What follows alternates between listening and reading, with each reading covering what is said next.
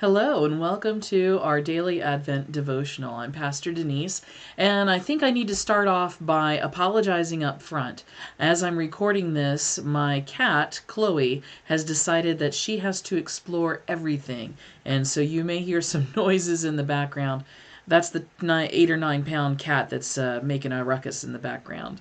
But today, as we go to our Advent calendar, my Advent calendar, and I have to say, I'm looking forward to that chocolate a little bit later. Cat's driving me crazy.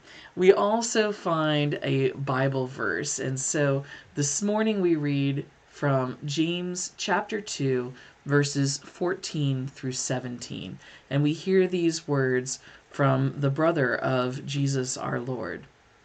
What good is it, my brothers and sisters, if you say you have faith but do not have works? Can faith save you? If a brother or sister is naked and lacks daily food, and one of you says to them, "Go in peace, keep warm, and eat your fill," and yet you do not supply their bodily needs, what is the good of that? So faith by itself if it has no works, is dead. That's rather ominous, the way to start our day, but hopefully we can go into this with a little bit more joy and positivity. And I want to share from 101 Amazing Things About Christmas the story of Toys for Tots. Again, a great ministry this time of year, and they're having a little bit of a struggle because of the inability to gather in public places, fewer people going out. So if you have the means by which to help them, I certainly would encourage that.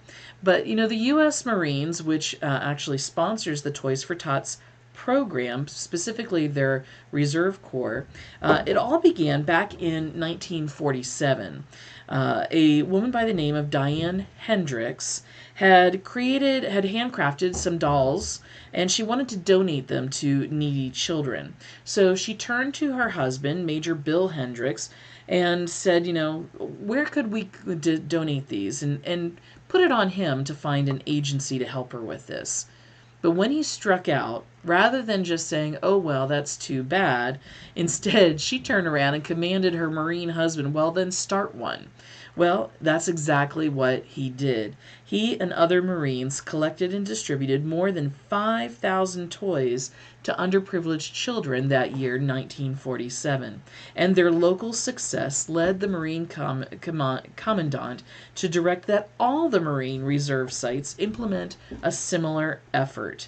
And thus the Toys for Tots program went national the following year in 1948. Its stated goal: to help bring the joy of Christmas and send a message of hope to America's less fortunate children. And so we see that a great success was brought out of a need, that need being a desire to help the needy. What a great way of sharing the Christmas spirit during this particular season. But it also is a great metaphor, a great example of the lesson that comes from our 52 Little Lessons from a Christmas Carol by Bob Welch. And today's lesson, number 22, is talking the talk is not enough. This really pushes at my heart because as a pastor, I'm a big talker. And even before I was a pastor, I was a big talker. I like to talk. It's sort of amusing because I've been told that as a small child, I didn't talk right away. In fact, I waited much longer than most children do to start talking. But after that, my mom says I didn't stop, and I seem to be trying to make up for those early times all the rest of my life. Well, in one of the signature scenes of A Christmas Carol, as the spirit of Christmas present takes Ebenezer Scrooge to the home of the Cratchits, and he finally encounters Tiny Tim. The joy that they are experiencing in their celebration of Christmas is sobered for Ebenezer by the news that Tiny Tim's future, should nothing be done to alter its present course, is going to come to an end in a very short period of time. And even in the scene where he sits close to his father And Bob holds the withered little hand in his, as if he loved the child and wished to keep him by his side and dreaded that he might be taken from him. In this scene, we see a huge change in Scrooge's demeanor. Now he becomes anxious, almost desperate to know, will Tiny Tim live? The spirits answer, if these shadows remain unaltered by the future, the child will die. It's not a positive prognosis. It's not the future hope that Scrooge was looking for.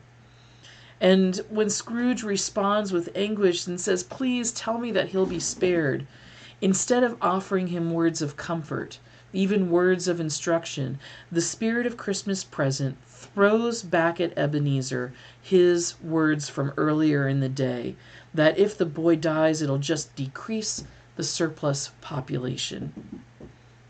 The message is this: if the child is to live, you need to intervene. It's not enough to simply be worried about the child. It's not enough to say, I hope the child will get better, but you need to do something. You know, in James chapter 1, verse 22, which we heard in a previous devotional, we see again these words. But be doers of the word and not merely hearers who deceive themselves. You know, we hopefully often, open our Bibles and participate in devotionals and read from them. And it's one thing to hear or read the word, but until we act it out, until we live it out, then it's failed to make an impact on our lives. Dickens was far more interested in deeds than in dogma, than in beliefs. And he battled vigilantly for the rights of the poor. He established funds to aid our orphans, and he even taught his own children the value of Jesus' example. In his last will and testament, he exhorted his children to guide themselves by the teaching of the New Testament in its broadest spirit, and to put no faith in any man's narrow construction of its letters here or there.